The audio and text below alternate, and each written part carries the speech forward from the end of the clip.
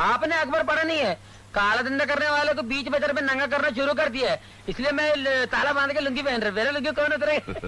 हंसने का बात नहीं है, आपका पैंट उतरने का पहले चांस है, इसलिए लोहे का पैंट पहन के घूमो।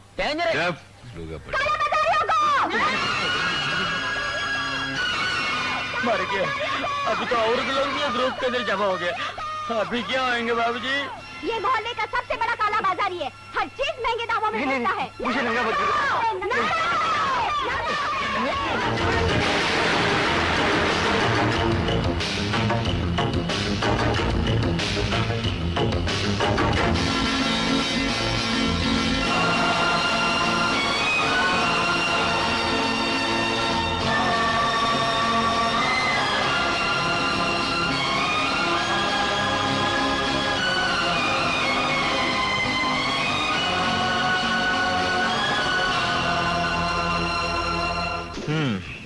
ठाकुर, तुम्हें पूरा यकीन है कि जिसने तुम्हारे कपड़े उतारे थे वो विजयी था? हाँ बिल्कुल, ये विजय का ही काम है। वही मेरे पास नौकरी मांगने आया था, तब तो मैंने उसे किसी तरह टाल दिया था, लेकिन अब अगर वो किसी तरह इस दफ्तर में आ गया तो समझ लीजिए मेरे साथ साथ आप लोग भी नंगे हो जाएंगे। उसे किसी भी कीमत पर यह नौकरी नहीं मिलना चाहिए जगन। जगन? चाहे उसके लिए तुम्हें कुछ भी करना पड़े। कुछ करने से पहले सोच लो, कहीं फंस न जाए। कोई फंसने वाला नहीं है संपत सेठ, तुम फिक्र मत करो। ठाकुर, अपने चेहरे से ये घबराहट का पसीना साफ करो, क्योंकि ऐसे ही लोगों की तलाश में पुलिस है। तुम जाके विजय के खिलाफ रिपोर्ट लिखाओ, बाकी का काम पुलिस संभाल लेगी। विजय भैया की वजह से आज हम सबको नौकरी मिल गई है। विजय भैया की जय! विजय भैया की जय! तुम सबको नौकरी मिल गई है, इसलिए सबका थोपड़ा चांद के माफिक चमक रहा है। साला, अब तुम सब बड़ा बड़ा आदमी बन जाएगा, बंगला होगा, गाड़ियां होगी, बहुत पैसा होगा। अरे आज अपन बहुत खुश है रे। चीयर्स! अरे अरे अरे, तू इतना खुश क्यों हो रही है? क्यों? नौकरी तो इन लोगों को मिली है। अरे वाह, जब तुम सब लोग बड़ा बड़ा आदमी बनेगा तो अपन भी बड़ा बनेगा ना। अपन के पास भी 5 स्टार होटल के माफिक बार होगा। ये सड़ेला दारू की जगह इंग्लिश दारू होगा, इंग्लिश स्कॉच। और फिर तुम सब लोग अपनी अपनी गाड़ी में बैठकर अपन के बार में आएगा, सूट बूट पहनकर। अरे वो देखो, तुम सबकी गाड़ी आ रही है, तुम सबकी गाड़ी आ रही है, वो देखो।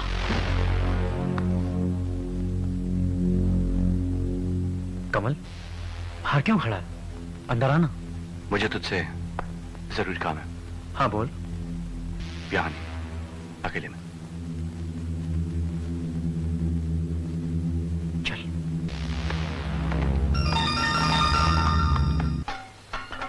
हाँ कमल बोल, क्या बात करना चाहता तू मुझसे? विजय, तेरे खिलाफ पुलिस में रिपोर्ट आई है। आजकल जो शहर में वारदातें हो रही हैं, ये सारे पैसे वालों को, फैक्ट्री मिल मालिकों को कपड़े उतार कर बीच सड़क पर नंगा करने की इस आंदोलन के, मेरा मतलब है इस टोली के सरदार क्या तुम हो? अगर मैं हाँ कहूं तो मुझे तुम्हें गिरफ्तार करना पड़ेगा। नहीं इंस्पेक्टर कमल, तुम मुझे गिरफ्तार नहीं कर सकते। जानते हो क्यों? क्योंकि तुम्हारे पास मेरे खिलाफ कोई सबूत नहीं है। हाँ, आज नहीं, पर कल जब होगा तब। एक बात बता, तो ऐसे खतरनाक खेल क्यों खेलता?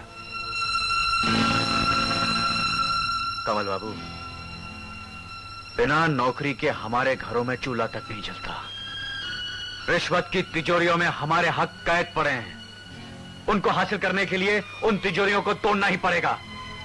अपना हक छीन कर ही हासिल करना पड़ता है, वैसा नहीं मिलता। मैं नहीं मानता तुम्हारी इस दलील को। इस दुनिया में और भी लोग हैं जिन्हें नौकरी मिल जाती है, वो अपनी जिंदगी आराम और चैन से कैसे गुजार लेते हैं। मतलब तुम्हारे जैसे लोग है ना? हाँ, वहीं से ही मेरे जैसे लोग। तुम्हारे जैसे लोगों को तो नौकरी मिलेगी, जिंदगी का हर आराम नसीब होगा ही। क्यों नसीब होगा? क्या फर्क है तुम्हें और मुझ में? यही सवाल आज मैं तुमसे पहली बार कर रहा हूं कमल। मेरे और तुम्हारे पिता बरसों तक एक ही ऑफिस में काम करते रहे, एक ही ओहदे पर एक ही तनख्वाह मिलती रही, तो फिर क्या वजह है कि तुम्हारे घर में कभी किसी चीज की कमी नहीं रही और हमारे घर में कभी कभी फाका भी होता रहा। बचपन में तुम कीमती खिलौनों से खेलते रहे और मुझे मामूली मिट्टी का खिलौना भी नसीब न हुआ। एग्जाम्स में तुम्हारे मार्क्स मुझसे कम आए मगर तुम्हें नौकरी मिली, मुझे नहीं। क्यों नहीं मिली? क्या मतलब है तुम्हारा? क्या साबित करना चाहते हो तुम कि मेरे पिता जिंदगी भर लोगों से रिश्वत लेते रहे? सच्चाई के तराजू में तोल कर देखो, तुम्हें इस सवाल का जवाब मिल जाए। तेरी इतनी हिम्मत कि तुम मेरे पिताजी पर रिश्वत का कम लगा रहा? अरे रिश्वत तो तेरा बाप लिया करता था, इसलिए दफ्तर में रंगे हाथों पकड़ा गया था। मेरे पिता पर इल्जाम तू लगा रहा है जिसकी जिंदगी की सारी खुशियां रिश्वत से खरीदी हुई है।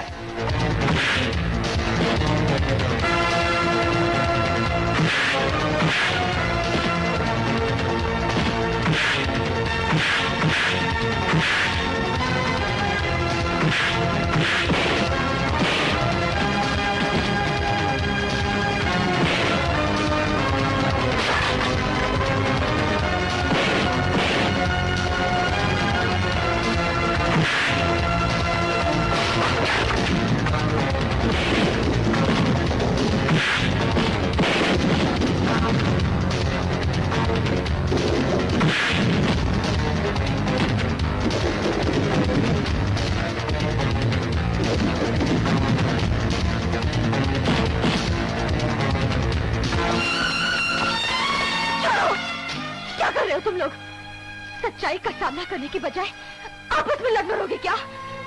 शर्म आनी चाहिए तुम लोगों को।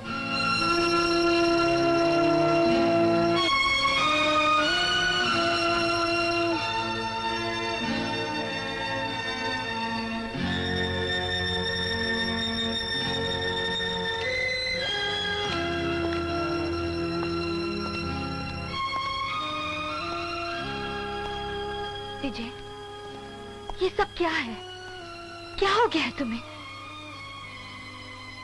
तुम मुझसे ये पूछने आए हो कि मैंने सारी जिंदगी अपनी कुर्सी का नाजायज फायदा उठाकर दुनिया से रिश्वत ली या नहीं? हाँ डैडी। तो सुनो, मैं आज तुम्हें सब कुछ साफ साफ बता देता हूं, क्योंकि मैं सारी दुनिया से झूठ बोल सकता हूं मगर अपने इकलौते बेटे से नहीं बोल सकता। सच्चाई ये है बेटे कि मैंने सारी जिंदगी रिश्वत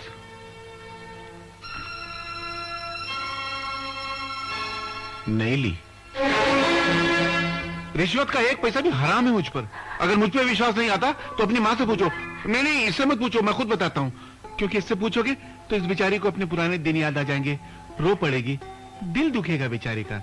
हाँ बेटे, इस घर का सुख चैन सब कुछ मेरी बरसों की जान तोड़ मेहनत का नतीजा है। जब सारी दुनिया आराम से सो जाया करती थी तो मैं उस वक्त जाग जाग कर लोगों की नौकरियां कर करके पैसे कमाया करता था। तेरी मां मेरा दुख जानती है क्योंकि वो मेरे गम में बराबर की शरीक है, मगर मैंने अपने दुख की परछाई कभी तुझ में पड़ने ही नहीं थी। मगर आज दुख की बात यह है कि मेरी औलाद मुझे पर शक कर रही है। आई एम सॉरी डैडी, मुझसे रहा नहीं गया इसलिए मैं पूछ बैठा डैडी। मैं वाकई बहुत शर्मिंदा हूं डैडी, मुझे माफ कर दीजिए प्लीज। कोई बात नहीं बेटा, कोई बात नहीं, होता है। लेकिन अगर मेरे आंसुओं से तेरे मन का मैल धुल गया तो मेरे लिए इससे बढ़कर खुशी की बात क्या हो सकती है? कोई बात। जा बेटा जा, तू घर जा, कामनी तेरा इंतजार कर रही होगी। जा, कोई बात नहीं, जा जा जा।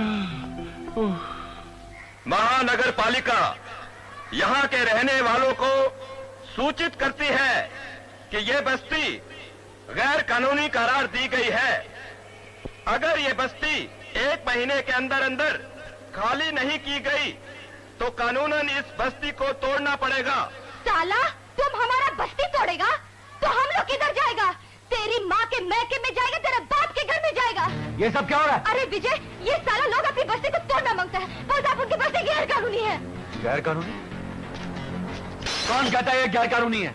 महानगर पालिका, और हमें यह ऑर्डर मिला है कि ये बस्ती तोड़कर निर्मल बिल्डिंग के लिए रास्ता बनाया जाए। निर्मल बिल्डिंग के लिए रास्ता? किसने पास किया ये ऑर्डर? म्युनिसिपल सुपरिटेंडेंट ठाकुर ने। ये देखो।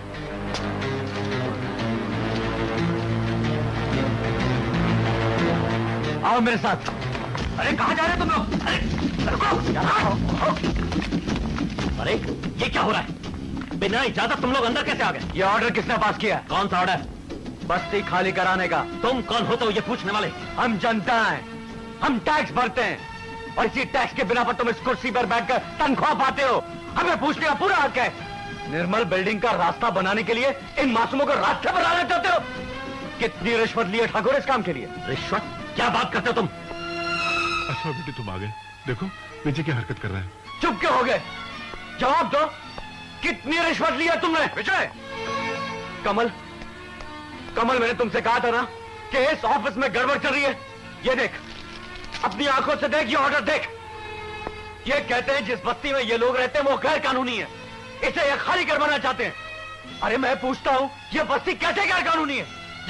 जब कॉर्पोरेशन ने हर मकान को नंबर दिया, इनके पास राशन कार्ड है, बिजली है, तो किस हिसाब से गैर कानूनी है? ये बस्ती गैर कानूनी है। मैं कहता हूं ये बस्ती गैर कानूनी है। चिल्लाओ मत। चिल्लाने से तुम सच्चाई को दबा नहीं सकते। ये तो शुरुआत है, अब तुम्हें बहुत सी सच्चाइयों का सामना करना है। और एक बात याद रखना, अगर बस्ती की एक भी छत गिरेगी तो तुम्हारे सर पर भी छत नहीं रहेगी। बताओ, देखा कमल, ये कल का बच्चा हमको धमकियां देकर चला गया। समझ में नहीं आता इस दुनिया में किस पे भरोसा किया जाए और किस पे भरोसा न किया जाए। अब ठीक है डैडी, वाकई समझ में नहीं आता किस पे भरोसा किया जाए और किस पे नहीं। मामला कोर्ट में पहुंच गया। क्या बात कर रहे हैं ठाकुर साहब, ये कैसे हो गया? अगर बस्ती खाली नहीं हुई और निर्मल बिल्डिंग के लिए रास्ता नहीं बना तो मेरा तो करोड़ों रुपए का नुकसान हो जाएगा। मैं कुछ नहीं जानता, मुझे हर हालत में वो बस्ती खाली चाहिए, समझे आप? रणबीर सेठ, बस्ती भी हट जाएगी और रास्ता भी बन जाएगा। कैसे? जज को मार डालोगे? ये डिपार्टमेंट जगन धमालिया का है सेठ। जज हो या बस्ती का लीडर विजय, मतलब बस्ती खाली कराने से है। हो जाएगा।